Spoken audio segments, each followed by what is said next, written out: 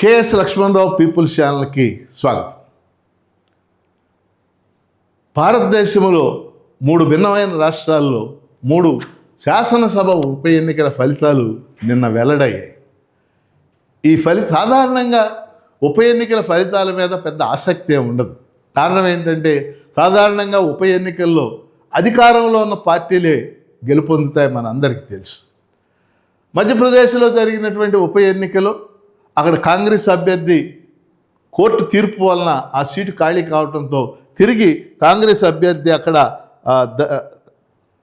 దతియా అనేటటువంటి నియోజకవర్గంలో కాంగ్రెస్ అభ్యర్థి మధ్యప్రదేశ్లో గెలుపొందాడు.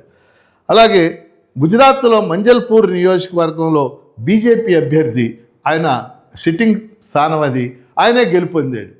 అయితే తేడా ఏంటంటే 2022లో బీజేపీకి ఈ గుజరాత్లో ఉన్న స్థానంలో 1,00,000 ఓట్లు మెజారిటీ వచ్చింది. ఇప్పుడు నిన్న బీజేపీ గెలుపొంది 30,000 ఓట్లు మెజారిటీ వచ్చింది. అంటే మెజారిటీ గణనీయంగా తగ్గిపోయింది. అయితే మూడోది ముఖ్యమైనది, ఇది బీహార్లో జరిగినటువంటి ఎన్నికల ఫలితం పెద్ద సంచలనాన్ని సృష్టించిన సంగతి ఈ పాటికే మీరు మీడియాలో చూశారు. బీహార్లో బంకీపూర్ నియోజకవర్గం, 1995 నుంచి ఈ నియోజకవర్గంలో బీజేపీయే గెలుపొందుతుంది.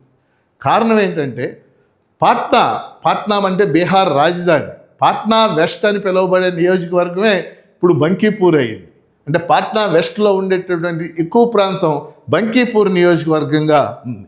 మొన్న జరిగినటువంటి ఎన్నికల్లో బంకీపూర్లో ప్రస్తుతం భారతీయ జనతా పార్టీ జాతీయ అధ్యక్షుడు నితిన్ నబీన్ 50,000 ఓట్ల మెజార్టీతో గెలుపొందారు. 50,000 ఓట్ల మెజార్టీతో నితిన్ నబీన్ గెలుపొందారు. అయితే ఇటీవల నితిన్ నబీన్ని బీజేపీ జాతీయ అధ్యక్షుడిగా నియమించి ఆయన్ని రాజ్యసభ సభ్యుడిగా ఎంపిక చేశారు. ఎందుకంటే ఢిల్లీలో ఉంటాడు కాబట్టి రాజ్యసభ సభ్యుడు ఉంటే ఆయనకి అనేక వస్తువులు వస్తాయి. అక్కడ రాజ్యసభ సభ్యుడిగా నియమితుడైనటువంటి నితిన్ నబీన్ ఈ బంకీపూర్ నియోజకవర్గానికి ఆయన రాజీనామా చేశారు. కాబట్టి నితిన్ నబీన్ రాజీనామా ఆయన గతంలో 50,000 ఓట్ల మెజార్టీతో గెలుపొందిన బంకీపూర్ నియోజకవర్గంలో ఈ ఉప ఎన్నికలో జన్ స్వరాజ్ పార్టీ అధ్యక్షుడు ప్రశాంత్ కిషోర్ పోటీ చేశారు.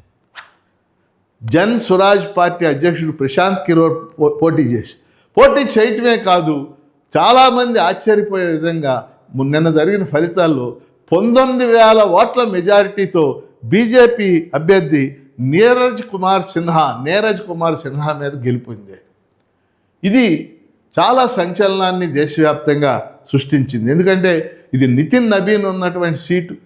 గత 1995 అంటే గత 30 ఏళ్ళుగా అక్కడ బీజేపీ తప్పితే వేరే పార్టీ గెలుపొందినటువంటి సీటు కాబట్టి ఇది దేశవ్యాప్తమైనటువంటి చర్చకి అక్కడ అనేక పత్రికలు కూడా ఈ కేవలం ఒక అసెంబ్లీ ఉప ఎన్నిక గురించి వాళ్ళు ఎడిటోరియల్స్ రాయటం అనేది జరిగింది.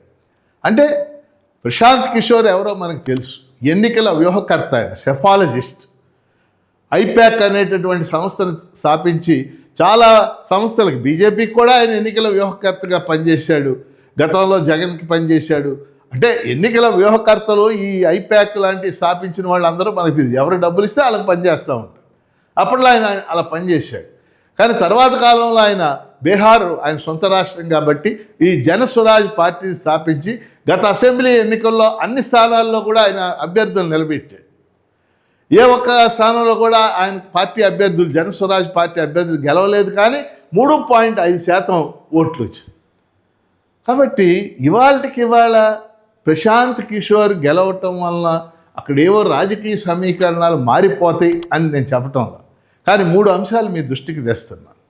మొదటి అంశం ఏంటంటే, కాక్రోచ్ జనతా పార్టీ ఆధ్వర్యంలో జంతర్ మంతర్ దగ్గర ఒక ఆందోళన జరిగి అది దేశవ్యాప్త ఆందోళనగా మారి దేశవ్యాప్త సంచలనాన్ని సృష్టించి ధర్మేంద్ర ప్రధానికి రాజీనామా కారణమై యువత అంటే జనరేషన్ జీ స్థానం ఏమిటో తెలుస్తున్న సమయంలో ఈ ఫలితం వచ్చింది.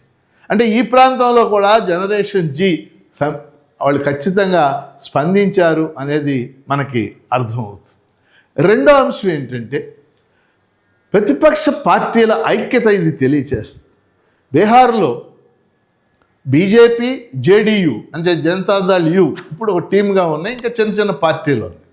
రెండో వైపు ఇవాళ అక్కడ మనందరికీ తెలుసు RJD, Rashtriya Janata Dal, లల్లూ Prasad Yadav party, Tejaswi Yadav party. అది ఆర్జేడీ ఉంది, కాంగ్రెస్ ఉంది, సిపిఐ, సిపిఎం, సిపిఐ-ఎంఎల్ ఈ మూడు కూడా ఎంతో కొంత ప్రజెన్స్ కలిగి ఉన్నాయి.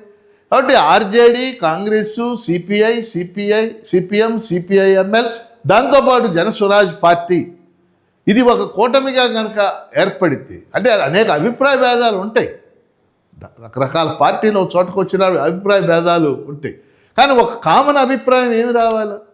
ఈ దేశంలో ముందు మనకి ప్రజాస్వామ్య మనుగడ సాగించాలి, ప్రజాభిప్రాయాలకు విలువ ఇవ్వాలి, ఈ అహంభావ ధోరణులను ఓడించాలి అనేటటువంటి కీలకమైన అది జరగటానికి బహుశా ఈ ఎన్నిక ఒక మార్గం ఏర్పాటు చేస్తుందని చెప్పేసి నేను అనుకుంటున్నాను. ఎందుకంటే ఈ వీడియో చూస్తున్న వాళ్ళు అందరూ గుర్తుపెట్టుకోవాల్సింది, ఇండియాలో 2 కీలకమైనటువంటి రాష్ట్రాలు, ఇలా అనేక రాష్ట్రాలు ఉన్నప్పటికీ కూడా ఉత్తరప్రదేశ్, బీహార్.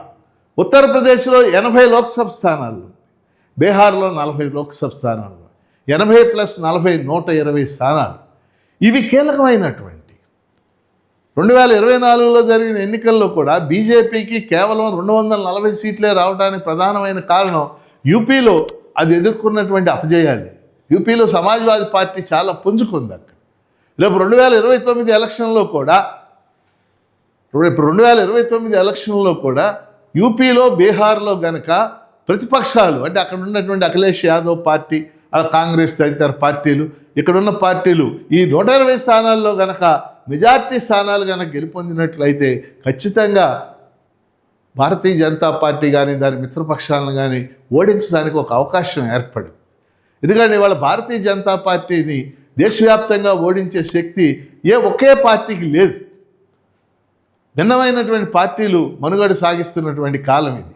ఈ పార్టీలన్నీ ఆలోచించడానికి ప్రశాంత్ కిషోర్ విజయం ఒక సాధనంగా ఉపయోగపడుతుందని చెప్పేసి నేను భావిస్తూ KS Lakshmanarao people's channel subscribe చేయండి, ప్రోత్సహించండి.